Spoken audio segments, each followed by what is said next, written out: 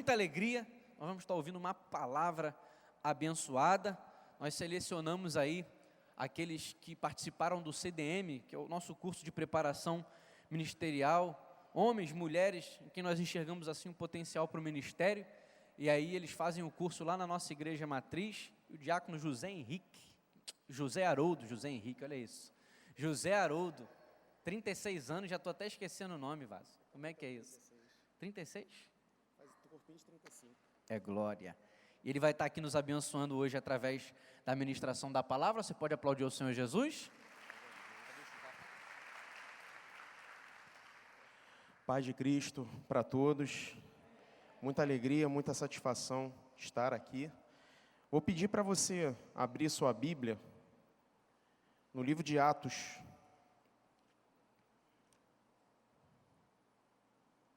Quero já agradecer de antemão o convite, agradecer ao pastor Silas, a todos que me deram força, estão orando por mim, e isso é benção.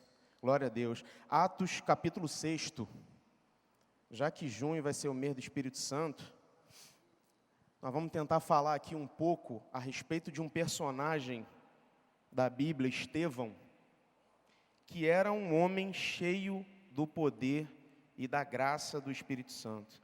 Atos capítulo 6, todo mundo achou? Na verdade eu vou ler aqui 3 versículos, mas é só para poder embasar, porque a história de Estevão está em 2 capítulos aqui da Bíblia, e ainda tem um pouquinho falando a respeito dele lá no capítulo 8 também. Eu vou ler o versículo 3, 4 e 5. Diz assim, escolhei, pois, irmãos, dentre vós 7 varões de boa reputação, cheios do Espírito Santo e de sabedoria, aos quais constituamos sobre este importante negócio. Mas nós perseveraremos na oração e no ministério da palavra. E este parecer contentou a toda a multidão, e elegeram Estevão, homem cheio de fé e do Espírito Santo, Filipe, Prócoro, Nicanor, Timão, Pármenas, Nicolau, prosélito de Antioquia. Só até aqui. Irmãos, o que acontecia na igreja nesse momento, para nós depois podermos falar a respeito um pouquinho de Estevão, era o seguinte: a igreja, ela estava crescendo e se multiplicando. E o verbo que é usado aqui é um verbo que realmente dá uma ideia de crescimento contínuo e, obviamente, ininterrupto. Eles iam crescendo e crescendo cada vez mais, e aquilo não parava. E é exatamente isso que acontece quando uma igreja é cheia do Espírito Santo, quando cristãos são cheios do Espírito Santo. Só que, automaticamente, a igreja cresce e os problemas também crescem. Então, havia algumas viúvas que eram desprezadas, que tinham alguns problemas, e naquela época, viúva, tanto órfãos e viúvas, são uma tipificação aqui na Bíblia de pessoas necessitadas, gente que precisava de muita ajuda, de muito apoio.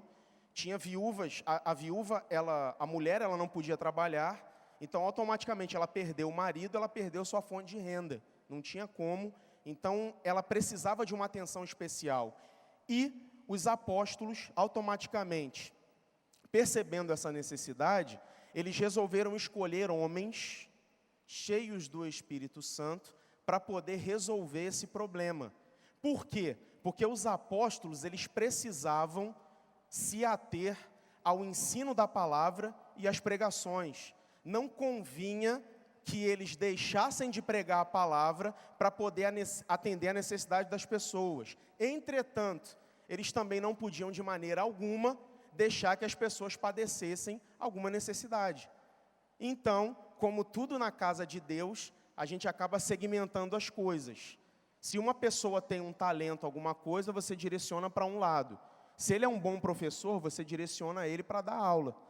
Se ele é uma pessoa boa para trabalhar em algum ponto da igreja, você direciona para dar aula.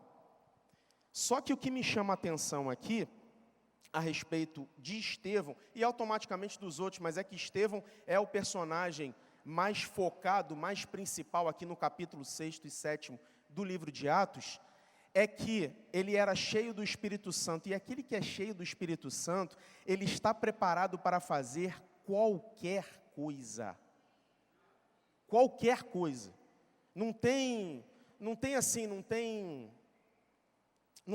nada que seja difícil ou que seja complicado. E se for difícil, o Espírito Santo ajuda a superar. E é assim que funciona. Se precisa fazer alguma coisa, o Espírito Santo ele é especialista em ajudar ou fazer por intermédio de mim e por intermédio de você. Não tem nada, isso aí não interessa. Até aqui no no versículo 2, desse mesmo capítulo, eles falam que não é razoável você deixar de ensinar a palavra de Deus para servir as mesas. A título de curiosidade, talvez aí o servir as mesas não seja efetivamente servir comida à mesa. Talvez eles estejam falando aqui a respeito de lidar com dinheiro, porque a palavra mesa aqui, ela é uma palavra que tem uma conotação com os cambistas da época que trocavam dinheiro, eles se sentavam numas mesas, e a palavra ela faz alusão exatamente a isso. Então, talvez eles foram escolhidos para lidar até com questões financeiras, além da distribuição de alimentos e tal, mas com questões financeiras. E você sabe que para lidar com coisa financeira tem que ser cheio de Espírito Santo, né? Senão faz igual um aí que traiu o mestre por 30 moedas de prata. Vai dar problema. Se não for cheio do Espírito Santo, acaba dando problema e o dinheiro fala mais alto. Então, tem que ser cheio do Espírito Santo para lidar com o dinheiro, até com outras coisas também. Então, é assim que funciona. Estevão, o nome dele significa coroa. Coincidentemente, ele foi o primeiro mártir da igreja. Ele sofreu, ele foi morto, apedrejado.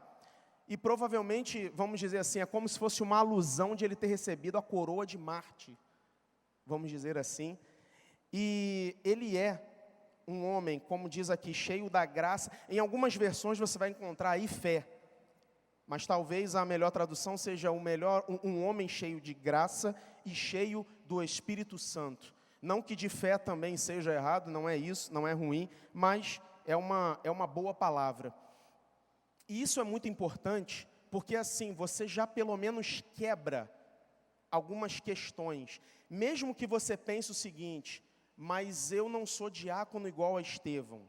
Pois é, só que o diácono, para ele ser chamado, antes de ele ser diácono, ele é um crente, normal, que senta num banco, que vem à igreja e tal. Então, para você se tornar um diácono, você precisa ser cheio do Espírito Santo.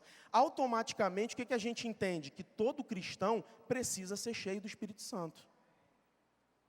Mesmo que você não tenha um chamado diaconal, um chamado episcopal, um chamado para pastor, mesmo que você não tenha, mas você precisa ser cheio do Espírito Santo. Até porque diácono, ele nada mais é do que um servidor. A palavra diácono e a palavra serviço têm a mesma origem, no verbo servir. E se você é cristão, mas de repente, eu não sou diácono, eu não sirvo na igreja. Se você não serve na igreja, você serve lá fora. Você serve no seu trabalho, onde eu não posso ir, onde o outro irmão não pode ir. Mas lá no seu trabalho, você é que serve. Lá na sua faculdade, você serve. E você serve ao reino de Deus. O reino de Deus, ele é uma forma, de uma maneira muito básica, ele é uma forma de você trazer, como se fosse o céu, aqui para a terra. E instituir o reino de Deus aqui. Então você serve a este reino, você serve a um céu de glória, e você serve a um Deus todo-poderoso. Então você precisa ser cheio do Espírito Santo para servir. É por isso que você não vai encontrar nem cristão, nem diácono e nem pastor que seja de má índole. Você não vai encontrar. José Haroldo, mas eu conheço um pastor que dá volta em todo mundo. Bom, ele pode ser qualquer coisa, menos pastor. Pastor ele não é não. Eu conheço um crente que adultera. Pode ser qualquer coisa, menos crente. Porque se você precisa ser guiado pelo Espírito Santo, você não vai encontrar na Bíblia. E fulano cheio do Espírito Santo adulterou com Batseba. Você não vai encontrar isso. O máximo que você vai encontrar, e aí é uma explicação que você vai encontrar lendo a carta de 1 João. você vai encontrar o seguinte: cristãos, obreiros, que cometem um erro. É diferente. Eles não são, eles cometem. Cristão não é mentiroso. Ele, em algum momento, ele mentiu. Mas ele se arrependeu, se consertou e Deus dá graça. É assim que funciona. Ele não vive mentindo por aí. A outra coisa que de repente pode acontecer é um mau caráter que recebeu um título de pastor ou de diácono. Isso é uma outra história. Mas você não vai encontrar obreiro, desculpa a expressão, pilantra, você não vai encontrar essas coisas. Gente de má índole, não vai encontrar. Isso aí não tem. Ele pode ter cometido um erro, alguma coisa, e você entende isso lendo a carta de 1 João. Por quê, irmãos? Basicamente é o seguinte: nós temos um alvo, e o nosso alvo é Cristo.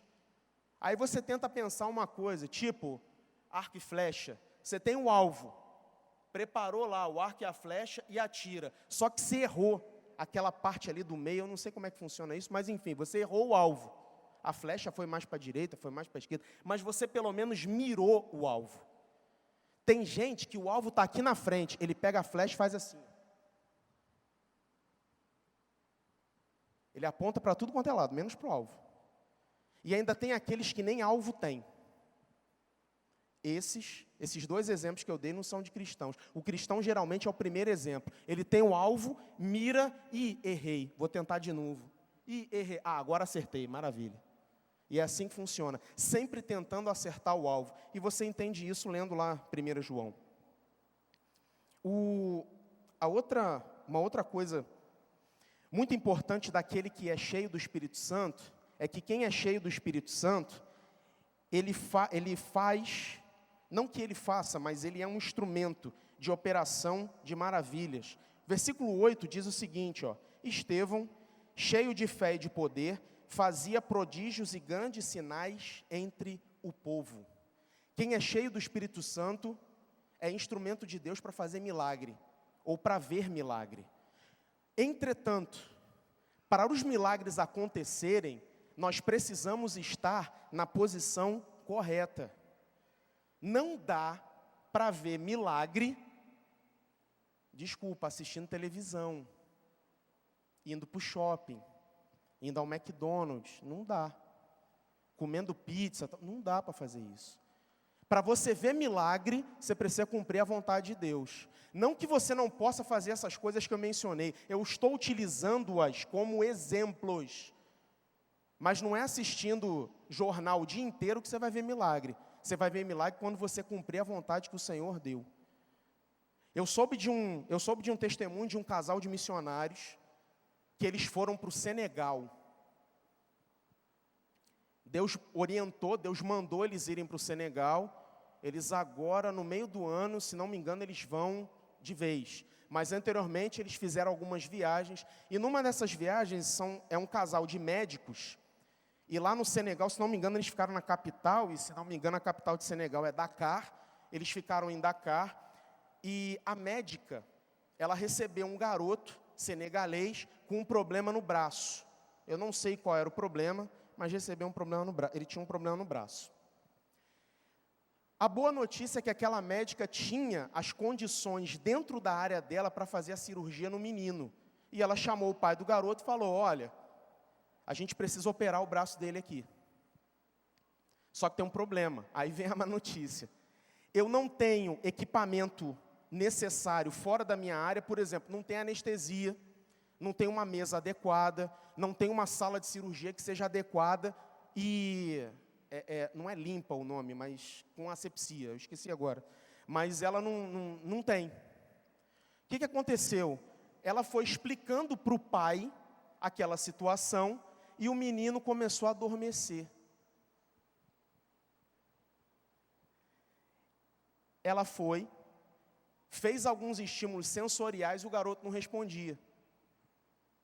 Irmãos, o garoto foi anestesiado sem anestesia. Ela fez a cirurgia no garoto, e semanas depois, quando ela voltou no Brasil, ela recebeu uma foto, lá um vídeo, de uma missionária que está servindo a Deus no Senegal, dizendo, o menino que você operou, Depois que o pai ficou todo assustado, óbvio, na hora, mas o menino, quando terminou a operação, ele começou a sorrir, todo feliz, cheio de curativo, mas semanas depois ela mandou a foto mostrando o menino correndo nas ruas de Dakar, para cima e para baixo. Irmão, milagre acontece quando nós estabelecemos e fazemos a vontade de Deus. Aí você vê pessoas sendo anestesiadas sem anestesia. Você vê cura de câncer, você vai ver cura de AIDS, você vai ver um monte de coisa.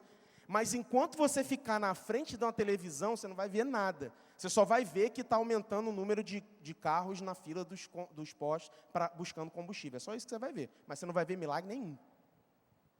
E nós precisamos fazer a vontade de Deus. Experimenta pregar a palavra de Deus para você ver se as pessoas não vão ser quebrantadas. Experimenta orar pelos enfermos para tu ver se eles não vão ser curados. Nós tivemos um exemplo aqui, o pastor Silas e o pastor Marcos foram visitar um casal, que eu acho que a moça tinha um problema no útero. Eles oraram, foram lá no sábado, oraram pela família, oraram por ela e ela foi curada. Eles não estavam sentados numa rede, tomando suquinho de laranja, não, eles foram cumprir a vontade de Deus, que é o quê? Orar pelos enfermos. Aí o negócio acontece. Quando não acontece, isso é uma outra história, que eu não tenho como explicar aqui, porque Deus ele faz o que Ele quer na hora que Ele quer. Aí é uma outra história. Mas o nosso trabalho é pregar a palavra, o nosso trabalho é ensinar as pessoas, o nosso trabalho é orar pelos doentes, o nosso trabalho é contar o nosso testemunho, o nosso trabalho é mostrar o amor de Deus pelas pessoas, e é isso que é ser cheio do Espírito Santo. Ser cheio do Espírito Santo é fazer as obras que o Espírito Santo manda você fazer, ou fazer as mesmas obras que Ele faz. E dentre elas não está ir ao shopping, nem ficar comendo pizza por aí. Você pode fazer, não tem problema nenhum, mas entenda, a prioridade do nosso coração é fazer a vontade de Deus, e é assim que funciona. Você precisa estar, se você de repente, ou se nós não temos visto milagres e maravilhas, é porque de repente a gente está numa posição errada ou fazendo alguma coisa errada. Então reveja o posicionamento, reveja aquilo que é necessário ser feito, para depois você começar a ver os milagres acontecendo, maravilhas e tal. Eu não gosto de contar coisa minha, mas no meu trabalho, eu trabalho numa escola pública, trabalho com adolescente. Já viu, né? Trabalho com adolescente, mas eles são bênção, graças a Deus. O problema é o que ensinam para eles. É esse que é o problema. Pois bem, uma menina chegou perto de mim e falou assim: José, adeus. Eu falei: por quê, filha? Você vai embora da escola? Não, hoje à meia-noite eu vou me matar. Eu falei: como é que é? Hoje à meia-noite eu vou me matar. Eu falei: filha, não faz nada não, calma aí. Antes de você se matar, eu posso fazer um negócio? Ela falou: pode. Eu vou chamar uma amiga minha para conversar contigo. Aí chamei uma amiga lá do trabalho, uma professora, que não tem nada de Deus, que não conhece Bíblia, nem gosta de crente, mas é minha amiga. Ela não gosta. Chamei. Falei: fulana, você pode conversar com ela? Falei: posso. Quando eu me retirei, porque também você precisa ser orientado por Deus pelo seguinte: eu entendi que a menina não queria conversar comigo. Então, Deus, o que eu faço agora? Passei para outra pessoa. Quando eu saí, eu comecei a orar. Eu falei: Deus, eu sei que adolescente é exagerado, mas se essa menina está falando a verdade, ela vai dar cabo na vida dela hoje. Por favor, eu estou te pedindo para o Senhor fazer alguma coisa. E para a glória de Deus, irmãos, a menina se tranquilizou, tal, conversaram com ela. Na semana seguinte ela veio falar comigo: José, eu queria falar com o senhor. O que foi? José, eu queria te agradecer porque você se preocupou comigo e você falou comigo. E eu ia me matar. Mas eu não sei o que aconteceu. Eu falei: eu sei o que aconteceu, minha filha. Tem um Deus que zela por você. Só que a gente não pode ficar falando muito, ainda mais em escola pública. Falando muito ou diretamente, só que se você demonstrar o amor de Deus, o milagre vem. Para Ele não é milagre. É mais difícil eu dar um passo para frente do que para Deus curar um câncer. Porque para Ele, tudo é fichinha, tudo é molezinha. Mas Ele pode, Ele faz. Uma pessoa cheia do Espírito Santo, geralmente, ela vai ter argumentos que não conseguem ser rebatidos. É só você dar uma olhada aí, no versículo 10. e não podiam resistir à sabedoria e ao espírito com que Estevão falava. Isso é uma promessa que foi feita por Jesus no capítulo 21 de Lucas, versículo 15, que as pessoas não iriam resistir àquilo que você argumentar. Pode ficar tranquilo. Ninguém vai resistir àquilo que você argumentar. A única coisa que você precisa tomar cuidado é o seguinte: não fale coisas suas. Fale dele. Fale sobre a palavra. O seu testemunho, ele é importantíssimo. Mas o seu testemunho, ele precisa estar baseado na palavra. É só essa a questão. Então, como é que funciona o testemunho de um cristão? Ele conta, mas quem recebe a glória é Deus, não é ele. Você me desculpe o desabafo, mas eu já vi uns testemunhos que chega a me dar nojo. Que a pessoa só fala dela. A minha pergunta às vezes é assim: ô amigo, e o que Deus fez então? Porque você fez tudo, né? Você estudou, você trabalhou, você conseguiu, você fez. Tá, e o que Deus fez? Porque para mim o que interessa é o que Deus faz. O que eu posso fazer, isso aí eu sei o que eu faço. Acordar cedo todo dia, dá para fazer. Trabalhar, dá para fazer. Se Ele der graça, dá para fazer. Estudar também é tranquilo, ok. Isso aí dá para fazer. Se esforçar um pouquinho, isso aí tudo bem. Agora, o que Ele fez? O que Ele faz? Qual é a maravilha aí do negócio? É isso que eu quero saber. E o seu testemunho, ele precisa ser assim. Os seus argumentos, eles precisam ser argumentos não para ganhar a outra pessoa, não para ser superior a outra pessoa, mas é para a glória de Deus se manifestar naquele lugar. É para isso que funciona argumento. Não é para você quebrar os outros. Ah, não, eu vou lá, vou falar, vou quebrar. Não, você não vai quebrar ninguém não, filho. Você vai amá-lo. É assim que funciona, sabe? Não se preocupe que quem é cheio do Espírito Santo vai ter uns probleminhas aí, como diz no versículo 11. Então, subornaram os homens para que ele dissessem: ouvimos-lhe proferir palavras blasfemas contra Moisés e contra Deus. Os fariseus ali, aquele pessoal todo ali, eles estavam utilizando de artimanhas para poder combater Estevão. Se é cheio do Espírito Santo, não dá para parar quem é cheio do Espírito Santo. Aí o que a pessoa faz? Vai usar artimanha, vai usar subterfúgio, vai usar um monte de coisa. A nossa preocupação é fazer aquilo que Deus manda fazer. Como o cristão de antigamente dizia, tem que estar na brecha. Evita fazer as coisas erradas. Eu sei que a gente vai errar. Eu sei que nós somos falhos.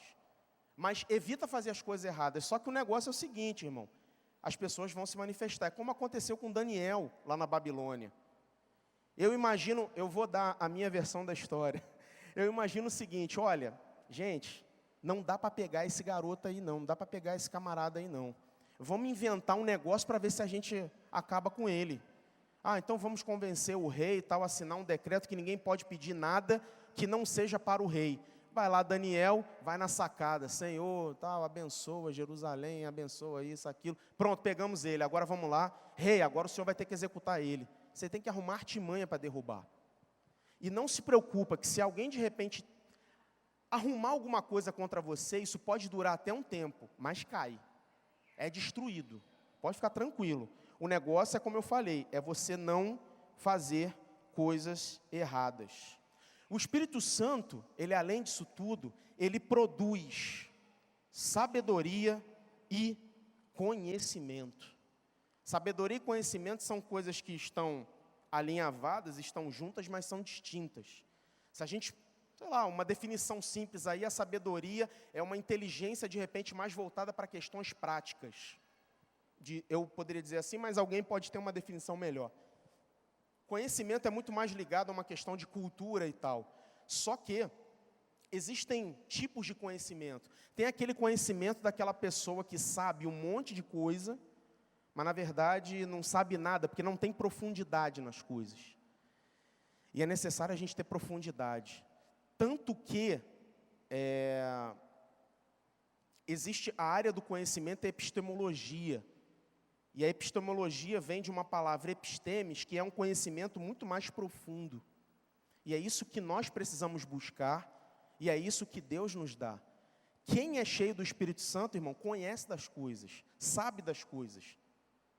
sabe de Bíblia, sabe de filosofia, sabe de matemática, sabe de um monte de coisa. Talvez você não saiba tudo, talvez você não saiba sobre tudo, mas você é uma pessoa que sabe alguma coisa e você é uma pessoa interessada em saber. Existe um mito muito grande que irmão, se eu adquirir muito conhecimento, se eu ler muito livro, eu vou me desviar. Desvia não, meu filho, você já era desviado antes. O conhecimento, de repente, só te empurrou para baixo. Mas não desvia não. Outra coisa é que você pode ter todo o conhecimento do mundo, teológico, filosófico, sociológico, matemático, todos eles. Só que se você não colocar abaixo da palavra de Deus, aí você se desvia. Nenhum conhecimento desvia ninguém, irmão. Desvia aquele que não segue a palavra de Deus. É esse que se desvia. É aquele que apostata da fé. É aquele que não quer mais saber de Deus. Não é quem tem conhecimento, não. Você pode ter muito conhecimento ou pouco. Se estiver abaixo da Bíblia, tudo certo. Você vai caminhar aí tranquilamente. Vai longe. Vai muito longe. E Deus vai te ajudar. Porque é assim que funciona. Até porque existem várias coisas que você conhece, culturais ou não, que corroboram o que a palavra de Deus diz. A palavra de Deus não precisa de ninguém para ajudá-la. A palavra de Deus por si só é algo poderosíssimo. Mas ainda assim é um extra. Você encontra coisas que fortalecem o que a palavra de Deus diz. A palavra de Deus não é simplesmente um livro. A gente até chama, e o nome Bíblia é uma referência a livro, mas na verdade não é. É porque a gente chama porque vem no formato de livro. Livro para mim são esses escritos que você encontra aí nas editoras. Né? A Bíblia não, a Bíblia é a palavra de Deus mesmo. Você lê e ela transforma. Você lê e você não continua o mesmo. Você medita e a sua vida muda. Você lê e ela te dá uma apertada porque você percebe que você não é nem um pouco parecido com Deus. Que você precisa se santificar e se regenerar cada vez mais. Nós precisamos cada vez mais disso. De santificação, de regeneração, de uma busca contínua de melhoria. Cristãos sendo aperfeiçoados. E é só a palavra de Deus que faz isso. É só a Bíblia que faz isso. Não tem outra. Não tem outra. Estevão, ele foi acusado de blasfêmia, assim como Jesus. Se você for abrir aí, em Marcos, capítulo 14, versículo 64, você vai ver que Jesus era acusado de blasfêmia. Jesus era acusado, ele era acusado de se auto-intitular Deus. Tadinho dos judeus, não sabem até hoje que ele é Deus. Mas enfim, estão esperando aí o Messias. Deixa esperar. Sinto muito, mas ele é.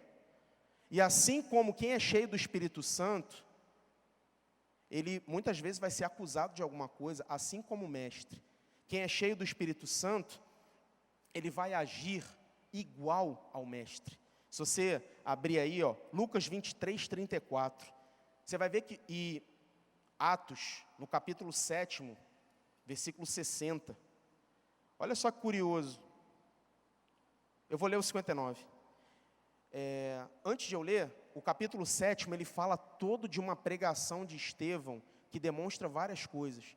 Demonstra o conhecimento dele, demonstra também nas suas palavras que ele era cheio do Espírito Santo, demonstra que ele tinha conhecimento até, no caso da lei mesmo. E naquela época não era fácil você ter conhecimento da lei não, tá? Só para você ter uma ideia, o Pentateuco, que são os primeiros 5 livros da Bíblia, se você enfileirasse os rolos, dava mais ou menos 36 metros e 9 quilos. Não é igual hoje que a gente carrega uma Bíblia ou um celular que contém a Bíblia e você vê tudinho, de Gênesis a Apocalipse. Então, para você ter conhecimento era bem complicado, você precisava ir na sinagoga, abrir lá a Bíblia e tal, abrir, no caso deles, a Torá, ou a Tanar, como queiram, mas você precisava ter um cuidado especial, você não podia nem encostar nas páginas, que era a palavra de Deus, e ele demonstrou um conhecimento a respeito disso. Ele inclusive, Estevão deixou um legado importantíssimo, que ele confirma exatamente aquilo que os evangelhos apontam, Que Deus não é Deus, aquilo exatamente que a Bíblia também aponta, que Deus não é Deus de estar em um lugar só.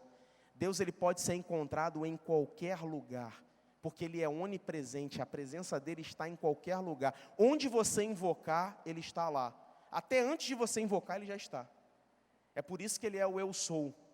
E uma melhor tradução é que você encontra em Apocalipse, aquele que era, aquele que é e aquele que há de vir. É aquele que estava, é aquele que está e é aquele que estará. É aquele que fez, é aquele que faz e é aquele que fará. É mais ou menos isso aí, é presente, passado e futuro, tudo ao mesmo tempo.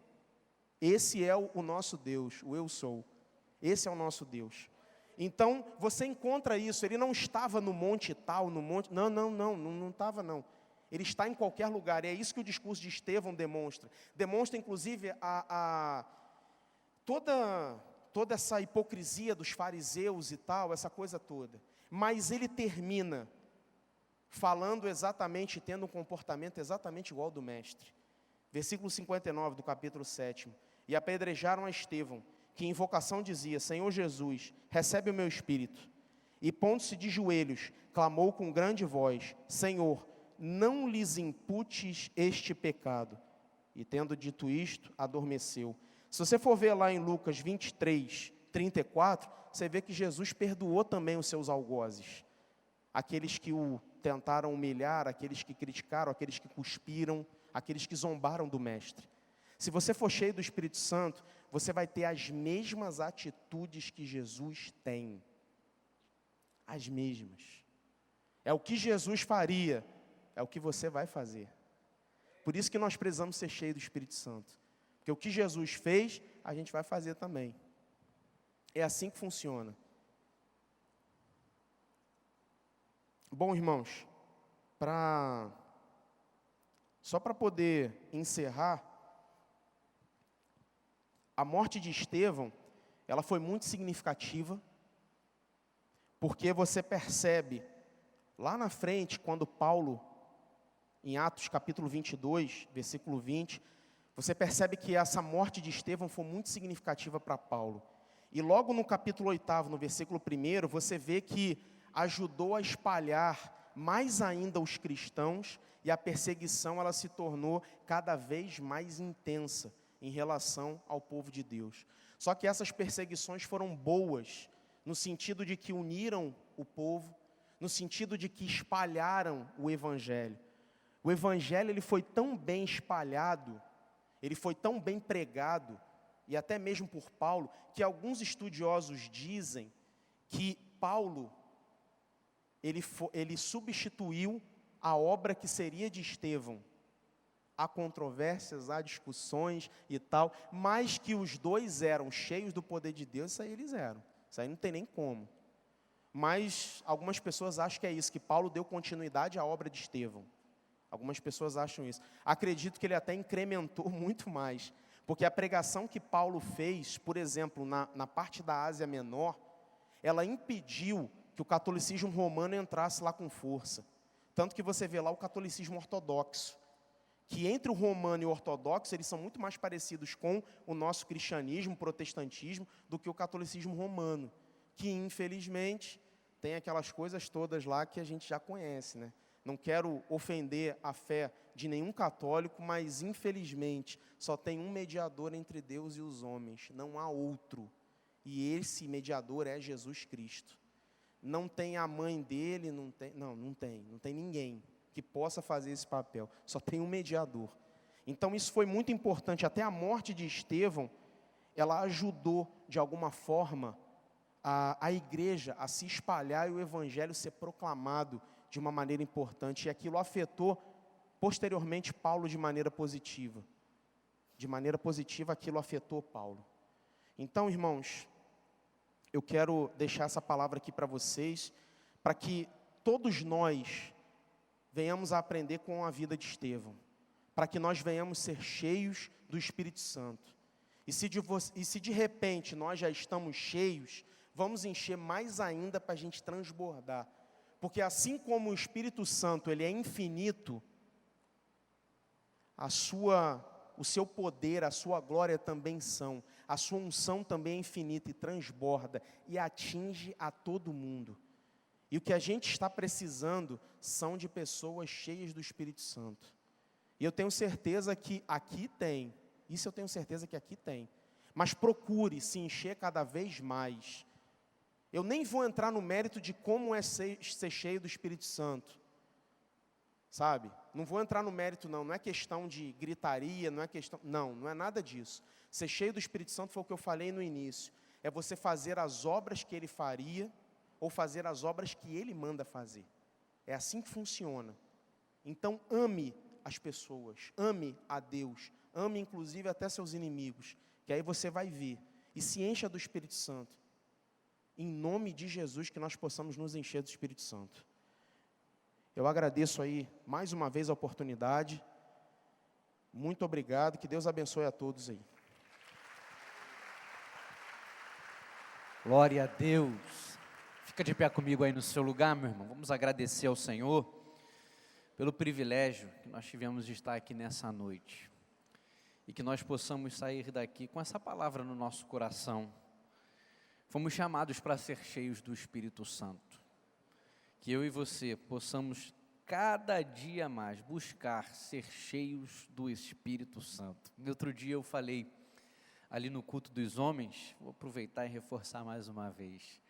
O apóstolo Paulo, ele faz uso de uma figura de linguagem. Espírito Santo, ele não é líquido. Quando ele fala ser cheio do Espírito Santo, não é porque o Espírito Santo é o líquido. O Espírito Santo é uma pessoa. E caracteriza ser uma pessoa é o quê? Tem sentimentos, tem vontade. É o que caracteriza uma pessoa, é alguém que pensa. E nós não podemos receber uma pessoa pela metade. Na verdade, ou você recebe ou você não recebe.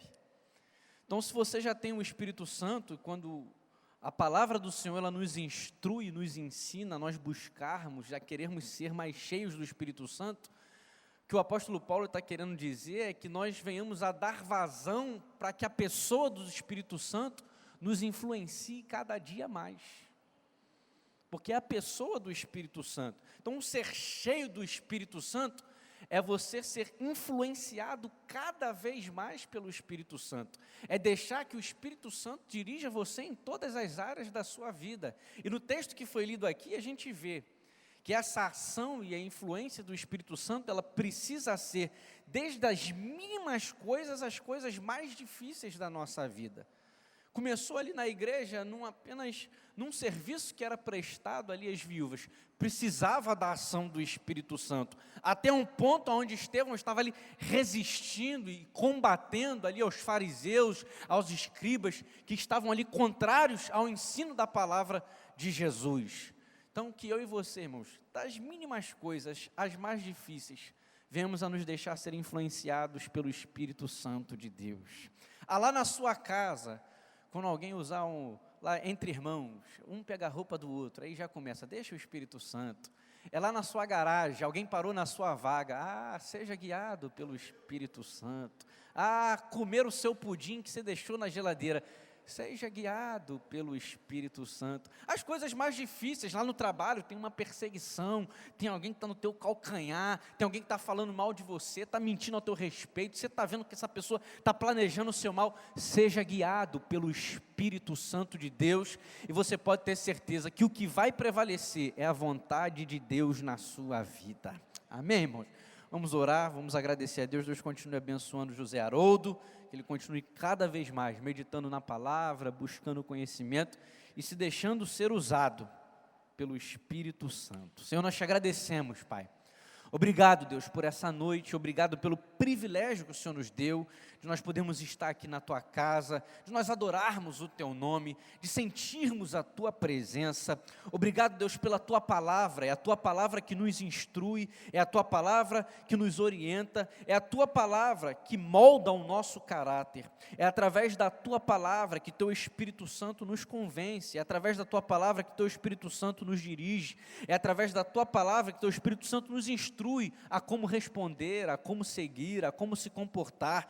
Ó Deus, que cada dia mais possamos ser mais cheios do Teu Espírito Santo, que a nossa carne não possa dominar, mas que nós venhamos nos despir, ó Pai, do velho homem, de toda imundície, de toda impureza, de toda injustiça, de toda ira, de toda cólera, de toda dissensão, e que possamos nos revestir, ó Pai, de humildade, de mansidão, de amor, que possamos nos revestir, ó Pai, da Tua palavra, e que Tu possas dirigir as nossas vidas, guiar os nossos passos, que possamos ser instrumentos de bênção, e que o Teu nome seja glorificado na nossa vida. Pai, despede-nos em paz e em segurança, dá-nos uma semana de bênção, uma semana de vitória, uma semana de portas abertas, no nome de Jesus, amém e amém. A graça de nosso amado Salvador Jesus, o amor de Deus nosso Pai e as doces consolações do Espírito Santo de Deus seja com o seu povo, e a igreja diz amém.